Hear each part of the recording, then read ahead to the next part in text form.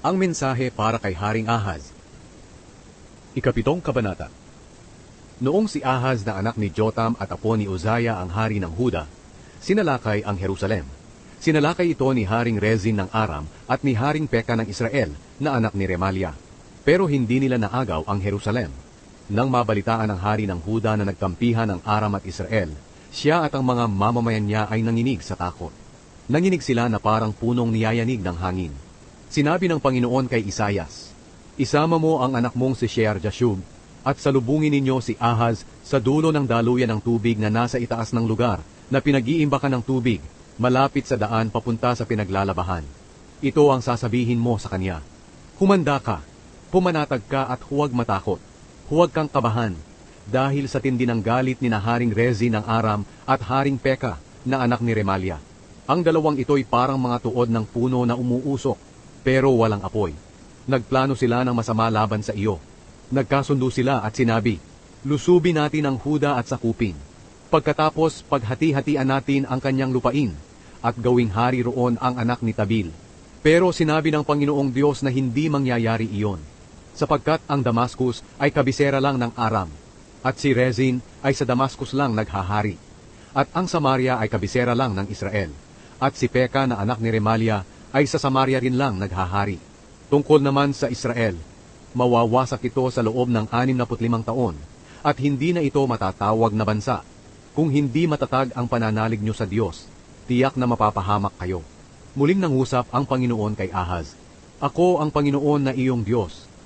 Humingi ka sa akin ng palatandaan bilang patunay na gagawin ko ang aking ipinangako. Kahit magmula man ito sa ilalim, doon sa lugar ng mga patay, o sa itaas, doon sa langit." Pero sumagot si Ahaz, "Hindi ako hihingi ng palatandaan. Hindi ko susubukin ang Panginoon." Sinabi ni Isaias, "Makinig kayong mga angkan ni David. Hindi pa ba kayo nasisiyahan sa pang-iinis nyo sa mga tao? At ngayon ang Diyos ko naman ang iniinis ninyo. Dahil dito ang Panginoon na mismo ang magbibigay sa inyo ng palatandaan. Magbubuntis ang isang birhen, at manganganak siya ng isang sanggol na lalaki. At tatawagin niya ang bata na Emmanuel.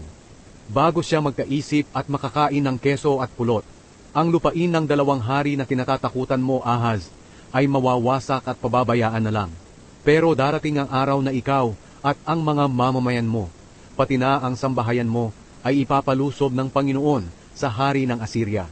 At mararanasan ninyo ang hirap na hindi pa ninyo naranasan mula nang humiwalay ang Israel sa Huda.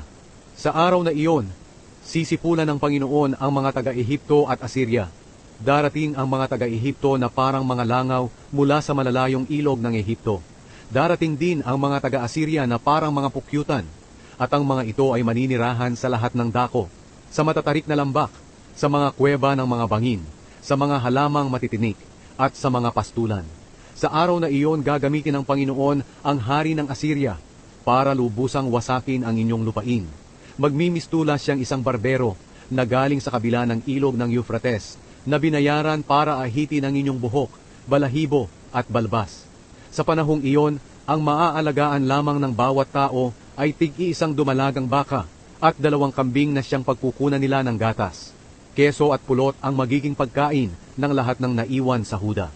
Sa panahon ding iyon, ang ubasan na may 1,000 puno na nagkakahalaga ng 1,000 pirasong pilak ay maging masukal at mapupuno ng halamang may tinik. Mangangaso ang mga tao roon, nadala ang kanilang mga pana at sibat, dahil naging masukal na ito at puno ng mga halamang may tinik. Wala nang pupunta sa mga burol na dating tinataniman, dahil masukal na at puno ng mga halamang may tinik. Magiging pastulan na lang ito ng mga baka at tupa.